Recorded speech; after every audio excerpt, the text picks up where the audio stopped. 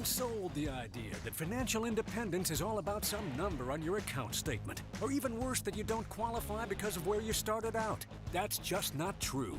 It's not about some well-kept secret of the wealthy. It's about finding the right information and knowing how to apply it. On the Get Ready for the Future show, we're answering your questions so you can start making real financial change today. The journey to true financial independence begins right here, and it starts with you. Coming to you from the 6th floor of 3 Financial Center in West Little Rock, Arkansas. Glad to have you for another edition of the Get Ready for the Future show, helping our clients at GenWealth achieve and maintain financial independence. My name is Scott Inman. John Shrewsbury to my right as we get started answering your questions on today's show. And I can't help but pause real quickly, John, and recognize today as we broadcast this or live stream this in preparation for the podcast and radio, it is May 31st. We are almost 5 full months into 2023. Unreal. And as if you subscribe to the Fastest 4 Minutes in Finance, my take on the economy is we still don't know, even after 5 months of 2023, which way the economy is headed. I am in the camp of no recession. There are more and more people coming on board with that. Yeah. I think that we were kind of in that lone wolf kind of stage early on in this, but I just don't see the consumer spending is incredibly strong, and the consumers have always pulled the economy through, even when there is, political unrest or whether there is uncertainty in the markets or anything of that nature. Consumer spending has always been the thing that kind of kept the economy going, and it's doing so in 2023. And as we always say, it is not the economy that matters, but your economy that matters. And we'll talk about that in the Fastest 4 Minutes in Finance. If you don't subscribe to that, there's a quick way to do that. 501-381-5228 is the number to text the word FAST to. You can also go to our website, getreadyforthefuture.com, look under our shows and see Fastest 4 there, and just enter your email address. What is the Fastest 4? Well, it is part of our radio broadcast, but it is also delivered via video or via email in a video format directly to you every Friday morning. So find out what's going on in the markets, the economy, and all things finance related every Friday morning. And Scott, I will say, and I can say this because I don't have anything to do with the Fastest 4 in terms of production, and this is really all a Scott Inman production, but it really is an incredible resource if you are needing something quick and timely to just kind of get caught up on what's going on in the world, what's going on in finance. If it's important, Scott's going to talk about it. It is a great resource that will not clutter up your inbox. It will help you to stay uncluttered as far as information is concerned about the markets, the economy, your investments, and your retirement. Our marketing team does a great job with the production on that, too. It's not just the Scott Inman production. In fact, I don't produce anything. Oh, well, except maybe the content, right? You produce the content. It's good stuff. So that number we mentioned to get you subscribed to the Fastest 4 is also a number you can use to ask us a question. 501-381-5228. You can ask it with a voicemail question, or you can ask it with a text. And you can also send an email to show@getreadyforthefuture.com. That's what the Get Ready for the Future show is all about, answering your questions, whatever is on your mind. So let's dive right in with our first question today. It's from Keith in Little Rock, and he writes to us, I'm 56.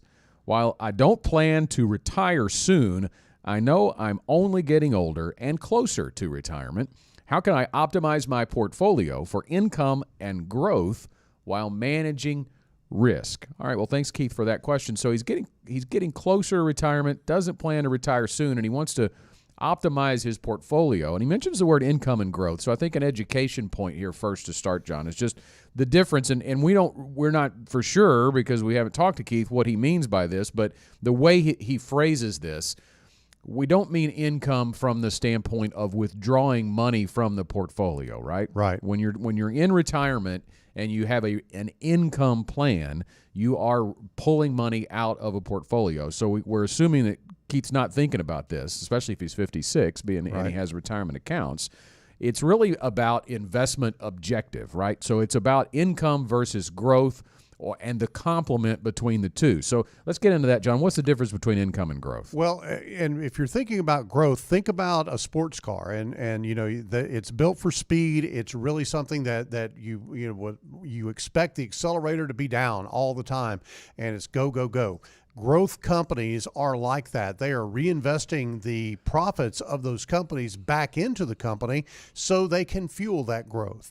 A growth and income company, or a company that is kind of in a more staid approach to things, is a company that is going to take a lot of the profit and distribute it to the shareholders through a dividend.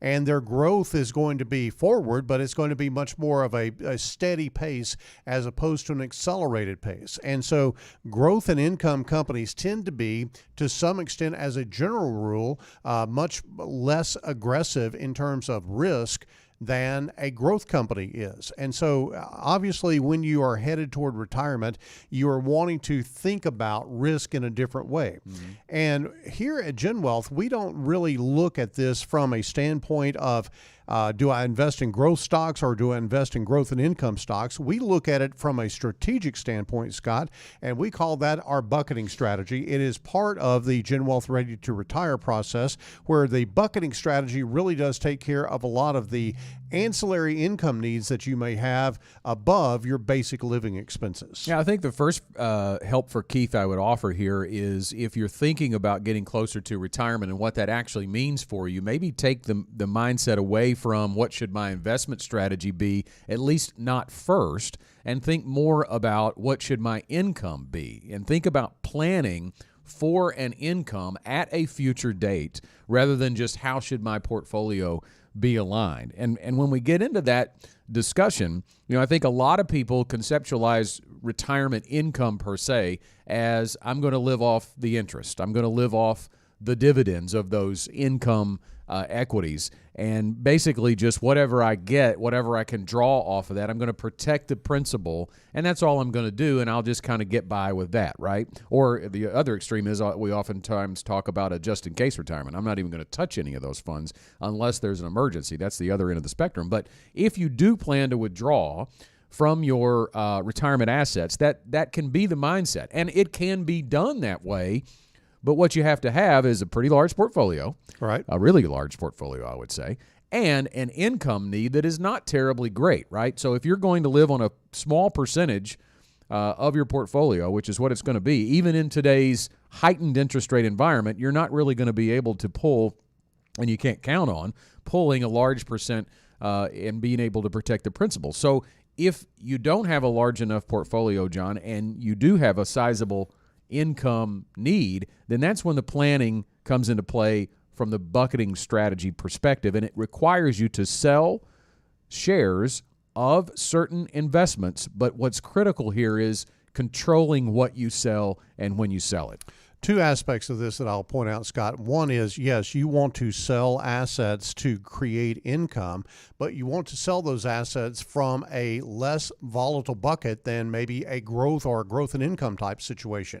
You want to sell something that's fairly calm, fairly staid, because what you don't want is a situation where, like we had last year, where the market had a pretty significant downturn and you were having to sell equity assets while they were down in value. So you would have to sell more shares to generate the same amount of income.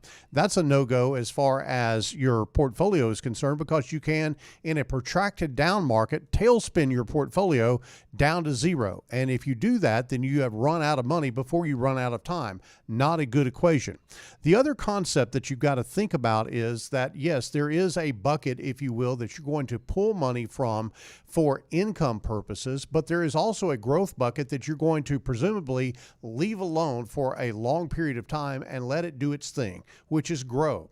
So if you kind of think about this counterbalancing each other and creating a bit of a stasis between the value of the as far as the value of the portfolio is concerned, between those two buckets, while one is being drawn down, the other is growing, offsetting that in such a way that you can create income from that stayed bucket and have your growth bucket driving the stability of your portfolio going forward. Yeah, what kills you if you're all in growth is the volatility of that portfolio. And we've seen that in a very short time frame, a very compact time frame just in the last couple of years, right? Remember, you talk about growth. When I think growth, I think big tech, and you think the back half of COVID year, 2020, tech took off. Growth took off because we were all at home. 2021 was a great year. 2022 was an awful year. Right. I just saw the first 5 months of this year, tech's up like 25%. So it's back up, but it bounces all over the place. So you want to have a component in growth, invested in growth, even in retirement,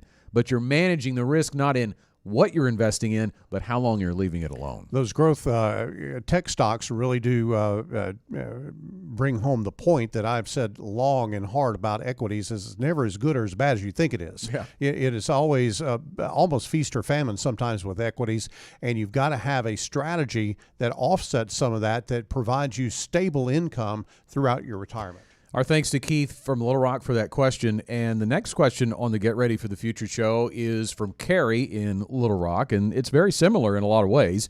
She writes, I've heard a lot about the 60-40 split and that it's a good investment mix. What are your thoughts? And how do I know how much money can I safely withdraw from my investments each year without running out of money? Well, thanks to Carrie. And the 60-40 split, that is an asset allocation portfolio. We have talked about that many times on the Get Ready for the Future show. So now we talked about income versus growth in the equity asset class, but now let's talk about two different asset classes. So in this 60-40 makeup, it is typically 60% equities, so it could be a mix of income and growth. It's just 60% equities and 40% fixed income or bonds. So now when we get into that managing risk component again, John, typically the fixed income component of that 60-40 split is the quote-unquote safer or more stable part of your portfolio, but it's not always the case. No, and I would really draw an analogy here, Scott. Think about an orange, and let's think about that orange with the peel removed, but maybe you slice that orange in half and take a look at it, and you see those segments. That's what an asset allocation portfolio looks at, those little wedges all put together and different variations of that. So think about a 60% wedge being equities and a 40% wedge being fixed income or bonds. So if you're selling off of that 60-40 portfolio and you're just taking a pro rata distribution from that, then you are engaging potentially in reverse dollar cost averaging, meaning that you're going to sell those equity shares maybe at an inopportune time to create the income. Just exactly what we talked about before. So what we think about in terms of that orange is not having the orange all put together in one circle, but actually folding it open and splitting it open. And you know, you've probably done this as a kid, Scott, is you take that orange and lay it out on the table, and you've got each of those segments laid out on the table and picking up a bite-sized piece and eating it. That's essentially what a bucketing strategy does. By being able to consume, if you will, that fixed income part of the portfolio first, it allows those equities to grow. And that is the difference between a 60-40 portfolio and a bucketing strategy. Now, let's kind of delve into this a little bit further, because Investopedia, which is a great source of basic financial information online, they say that a 60-40 portfolio no longer is keeping up with today's market environment. Now, it's really interesting here. They talk about alternative investments. Catch this: hedge funds, commodities, private equity. Anybody a holder of those things out there? Very few folks, right? Because those things, Scott, those types of alternative investments tend to be for high net worth people. And if you haven't had any experience, if you don't really understand how a hedge fund works or how private equity works or anything of that nature, you could be buying more trouble. And frankly, sometimes hedge funds and private equities are equities just by a different name. Yeah, and alternatives can have a place in someone's portfolio. Absolutely. We do certainly use some of those here at GenWealth. So I do think when I hear 60-40, that is a little bit restrictive. You know, it's not just two asset classes that are available to you. Maybe inside of your employer plan, right? Inside of your 401k, that may be the only type of asset classes. The other thing we don't know from Carrie here is how old is she? You know, we're talking about withdrawal strategies from a 60-40. A 60-40 is typically a portfolio that is recommended. In the past it has been for people nearing or in retirement. Certainly if Carrie is younger. So for the younger people listening here, if you're not planning to withdraw any money from your retirement assets anytime soon, you're trying to accumulate, you're trying to build, you want to probably be a little more aggressive than a 60-40 portfolio. And one of the main reasons, John, you want to do that is when you are contributing. You were talking earlier about what is known as sequence risk. When you're withdrawing money as a portfolio is losing value, you're selling more shares at a discounted rate. The reverse is true when you're putting money into your retirement savings. Yeah, and I think about it, Scott, like you just want to take what the market environment is going to give you. You know you're going to get volatility in the short term from equities, from stocks.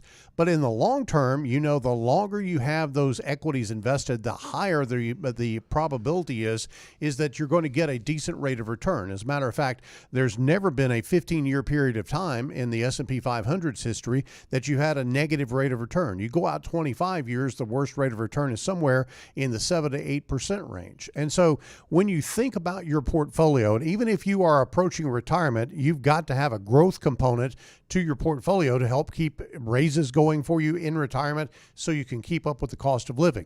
So an equity portfolio is definitely something that you want to do. What we do not subscribe to, Scott, is kind of mixing those all together into one portfolio. We believe in segmenting that portfolio out into different asset classes and then rebalancing that portfolio as time goes on through waterfalling profits over into the fixed income accounts so that you can consume those. Another way to think about this is almost a plant, grow, and harvest type strategy, where if you kind of think about what a farmer does, he plants the crop in the field. He tends to it over a long period of time. He grows it, and then he harvests that crop, puts it in the storehouse, and then consumes it at the kitchen table.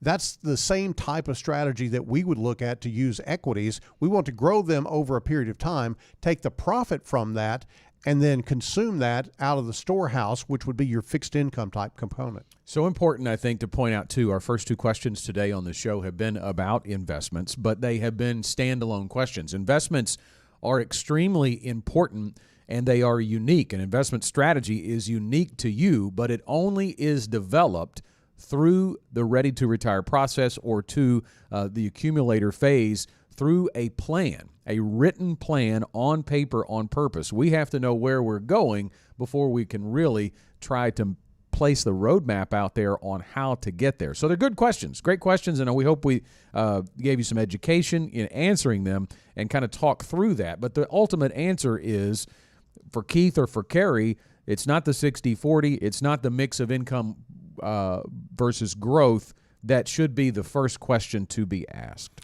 Everything should peg off a strategy. Yeah. If you don't have a strategy, the investments don't matter. If you do have a good strategy, then the investments will matter, but you need to have them allocated in the right way. So if you got questions for us on the Get Ready for the Future show, you can call or text them to us at 501-381-5228 or send us an email. Just send it to show@getreadyforthefuture.com.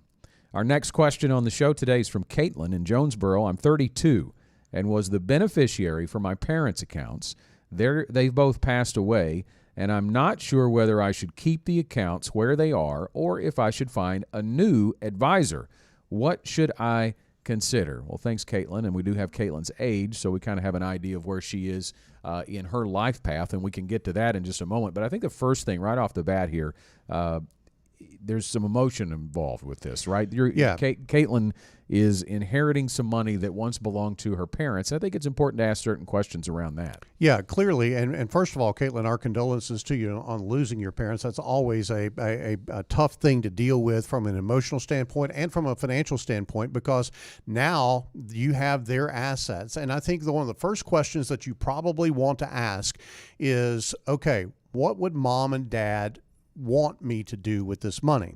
And I think the first key question here, Scott, is whether it is a retirement account or retirement accounts that you are inheriting, or if it is an after-tax or a non-qualified asset that you're inheriting. Caitlin asked about whether she could keep the accounts where they are. Let's talk about that in just a second. But a retirement account is going to have a need for a lot of engagement with a financial advisor to understand the tax implications of what you have under Secure Act and Secure Act 2.0. That really does come into play as a non-spouse beneficiary of that retirement account, or retirement accounts as it may be. So you're going to be able to treat that differently and need to treat that differently and account for that in your taxes as opposed to a non-retirement account. Scott, a non-retirement account is really one of those things that you likely got a step up in cost basis on, meaning that when your parents died, whatever the value of that account was on the date of death, the cost basis, or what you are considered to be principal from a tax standpoint, actually increased to the value that it was on the date of death, not the original purchase price of that asset. Yeah, so you think about the process of getting those accounts into your name. Let's say it takes a month. Then, in essence, from the date of death, a month later, if you were to sell those investments, there might only be a 1 or 2 or 3% gain on some of those, if that, or there could be losses on that. So you have a significant opportunity to reevaluate what those investments are in and whether they're appropriate for you, and by that be able to not have a serious tax consequence. However, if it is in an IRA or if it was in a 401k and it has been passed on to you, because you are the next generation, and that next generation is defined by the Secure Act as being 10 years or younger than the decedent, then you are going to now be qualified, or required, I should say, to remove all of those assets over a 10-year period. Now, that doesn't mean you have to take them out 1/10 at a time over the next 10 years. There is going to be a process where you have to have an end date where it is all out over a 10-year time period, and that can be a significant tax burden, especially maybe not for Caitlin at 32, but you think about many people passing away in their 70s and passing on their wealth to their kids who are in their 50s, who are statistically speaking in their highest earning years, and having to take out an additional take out, let's say, $100,000 each year over the next 10 from their parents' accounts. That gets stacked on top of the income they've already earned for that tax year. So if they're in the 22% federal income tax bracket, they could jump to the next one very quickly, very easily. Very, very significantly. But let's back up for just a second, Scott. Let's talk a little bit about Caitlin and what this money could mean for her. Whether it's retirement money or non-retirement money, Caitlin has some opportunities here at 32. And we don't know the amount of money that is involved here, but even with a small amount of money at 32, this could set you up, Caitlin, for your path to financial independence. And we talk about financial independence all the time here at the Get Ready for the Future show and at GenWealth Financial Advisors, because it is our prime objective for our clients. We want you to be financially independent. What does that mean? It means that work is optional. You don't have to work because you don't have the need for that income coming in, because you can live from your assets. That is something that with the right advice you can get to. Now, with that small commercial about financial independence, let's talk about how Caitlin could potentially get there.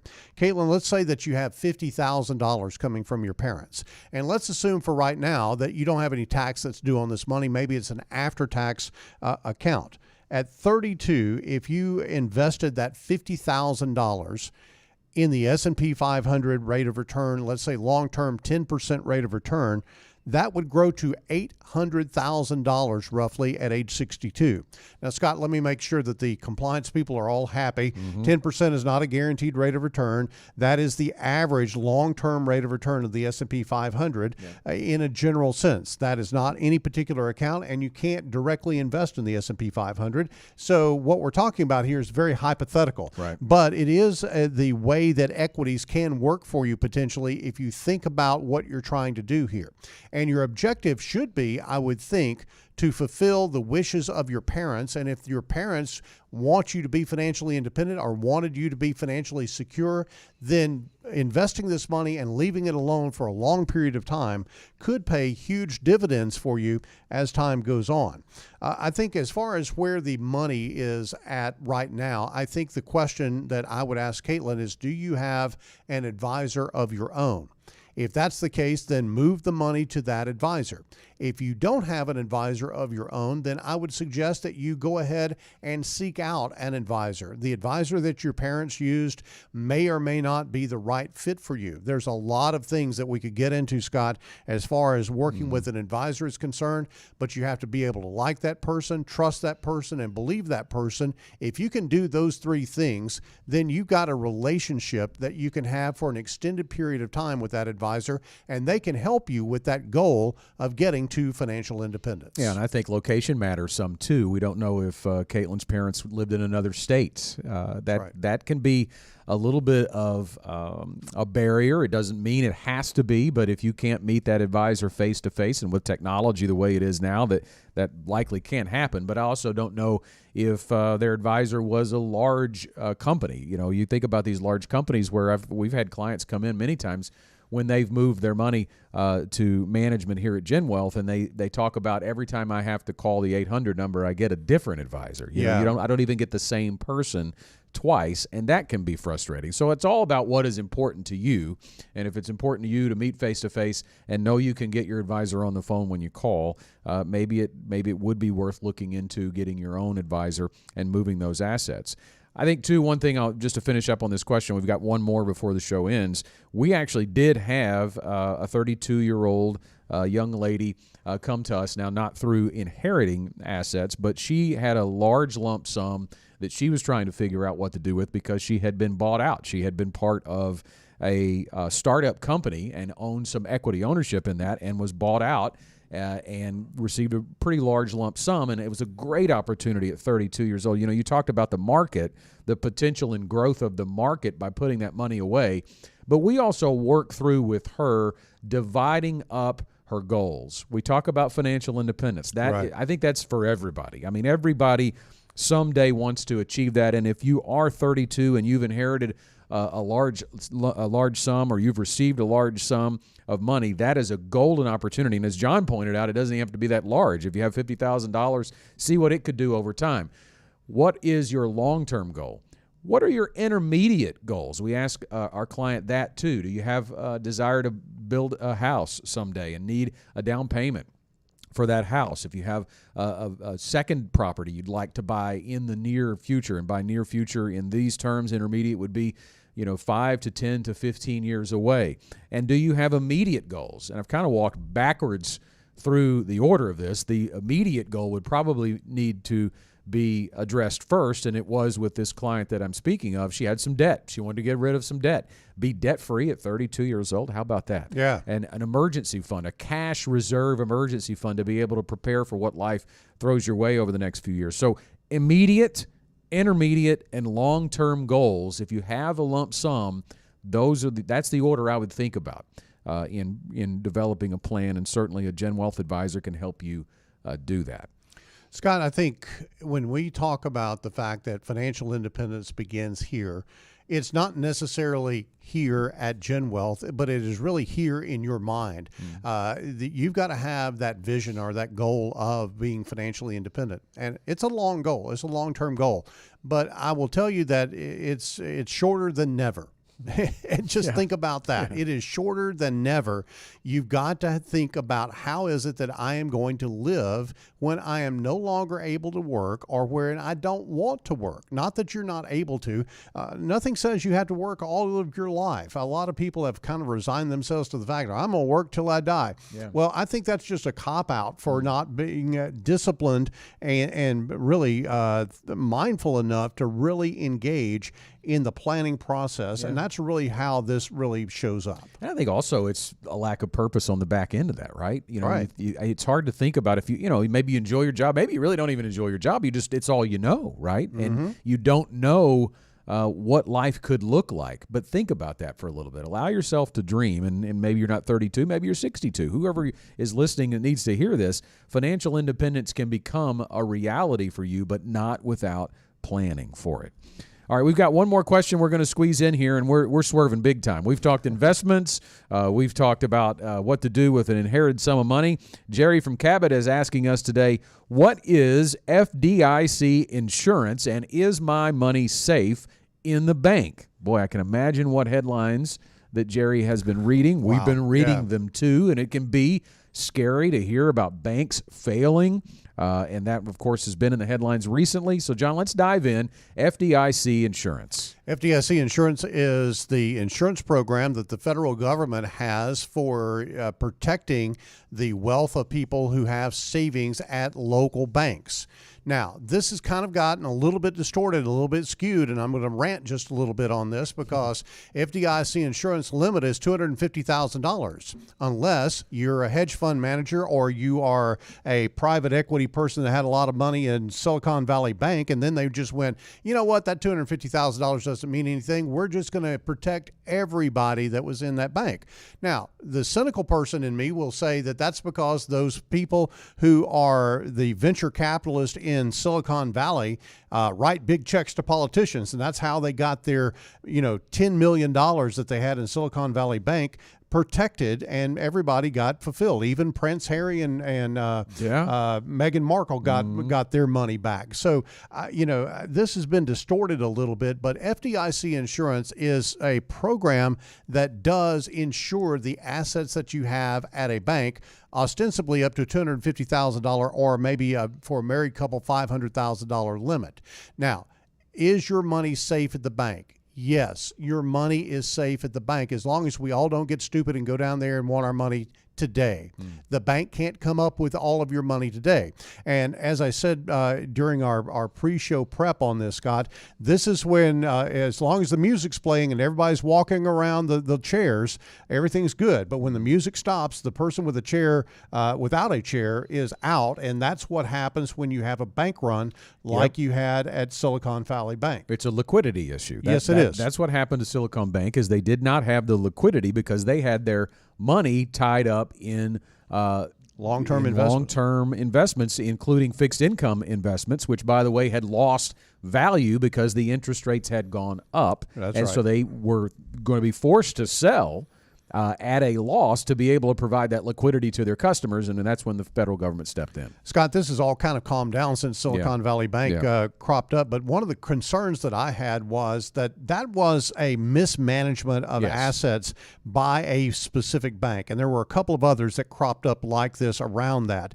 It did not have anything to do with the integrity of the overall banking system, but I was hopeful that people would understand and hear that, because we didn't need people going down to the local bank here in Arkansas going, I got to take my money out because you guys aren't safe. They're totally safe. They are 100% really good with what they're doing.